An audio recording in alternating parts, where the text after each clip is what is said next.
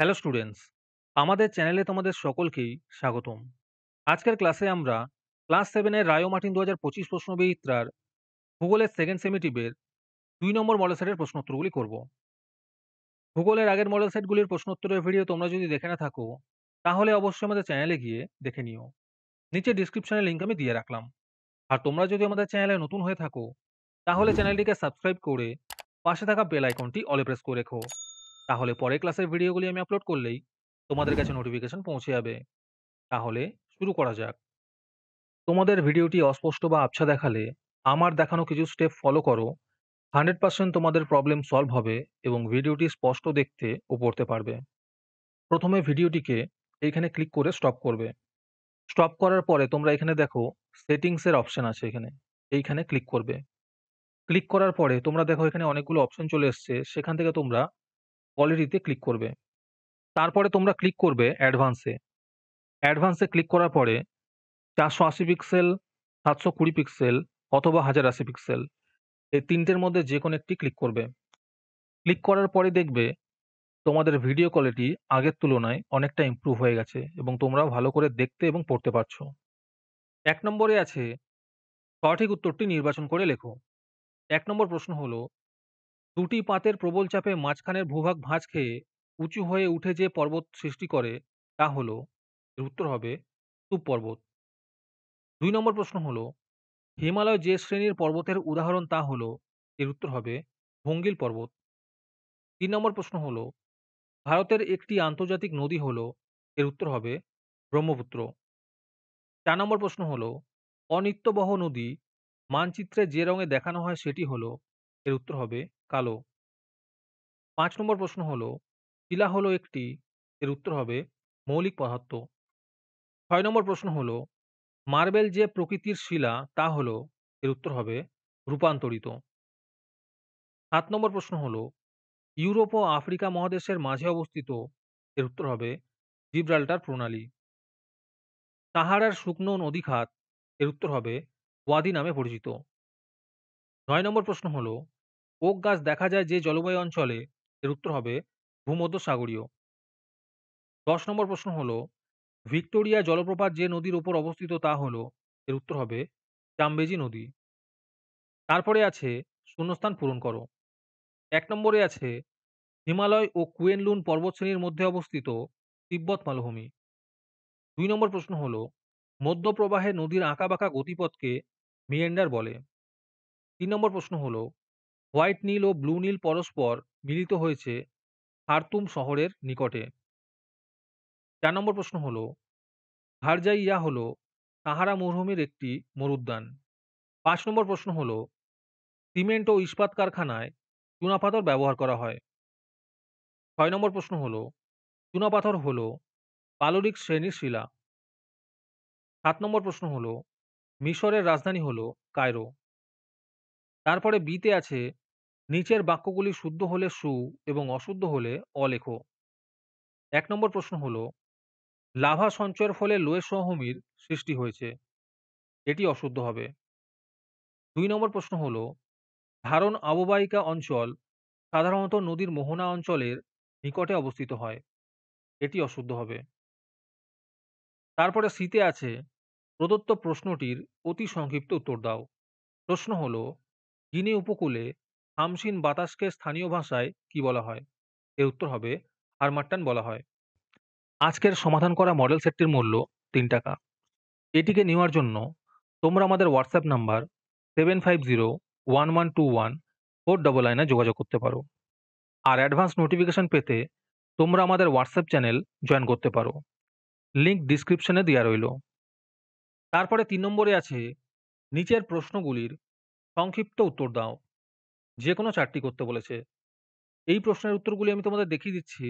তোমরা দেখে দেখে নোট ডাউন করে নিও। 1 নম্বর প্রশ্ন হলো, মালভূমির 2টি বৈশিষ্ট্য লেখো। 2 নম্বর প্রশ্ন হলো, উপনদী ও শাখা নদী বলতে কি বোঝো?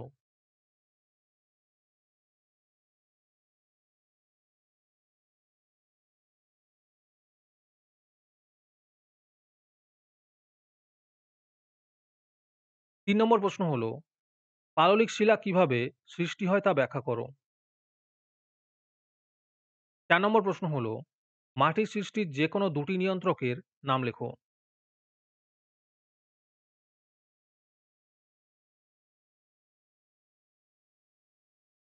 ৫ নম্বর প্রশ্ন হলো, পূর্ব আফ্রিকায় গ্রস্ত উপত্যকা কেন সৃষ্টি হয়েছে?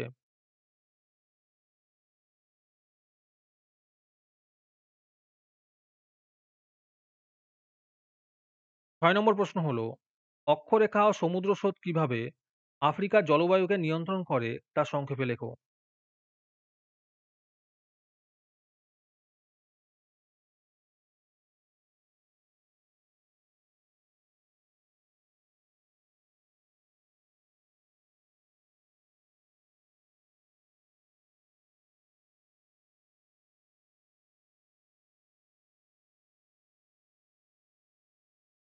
তারপরে ৪ নম্বরে আছে, নিচের প্রশ্নগুলির সংক্ষিপ্ত ব্যাখ্যামূলক উত্তর দাও। যেকোনো ৪ টি করতে বলেছে। ১ নম্বর প্রশ্ন হলো, পৃথিবীতে অধিকাংশ মানুষ সমভূমিতে বাস করে কেন? ২ নম্বর প্রশ্ন হলো, ভারতের প্রধান নদী গঙ্গার উচ্চ, মধ্য ও নিম্ন প্রবাহ কোথা থেকে কতদূর পর্যন্ত বিস্তৃত লেখো।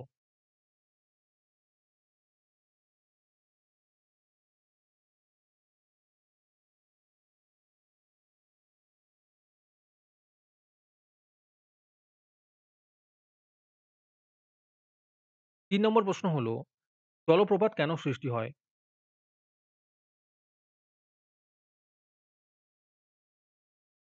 যারা আমাদের চ্যানেলটি এখনো সাবস্ক্রাইব করোনি, তারা এখনই চ্যানেলটিকে সাবস্ক্রাইব করে নাও এরকম ভিডিও আরো পাওয়ার জন্য। ৪ নম্বর প্রশ্ন হলো, নিরক্ষীয় চিরসবুজ অরণ্যের ৩ টি বৈশিষ্ট্য লেখো। ৫ নম্বর প্রশ্ন হলো, নীল নদের মধ্য অববাহিকার নিম্ন অংশ ও বদ্বীপ অঞ্চলের অবস্থান বর্ণনা করো।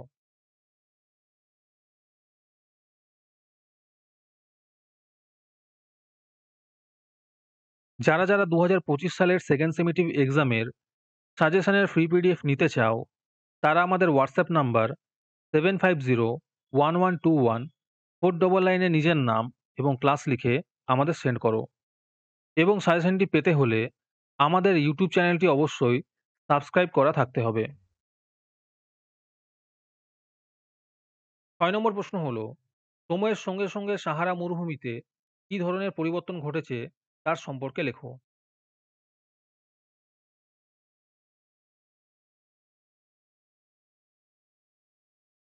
তারপরে ৫ নম্বরে আছে, নিচের প্রশ্নগুলির উত্তর দাও।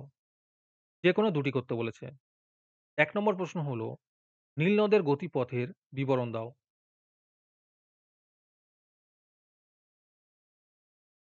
২ নম্বর প্রশ্ন হলো, সাহারার জলবায়ুর পরিচয় দাও।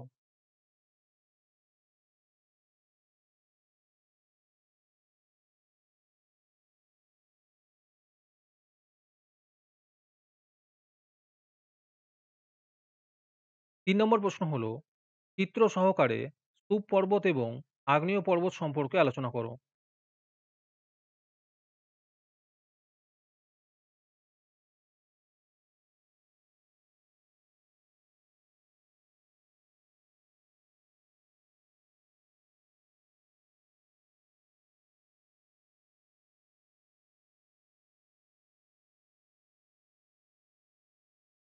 ৪ নম্বর প্রশ্ন হলো, প্লাবনভূমি ও অশ্বক্ষুরাকৃতি হ্রদ কিভাবে সৃষ্টি হয় তা চিত্রসহ লেখো।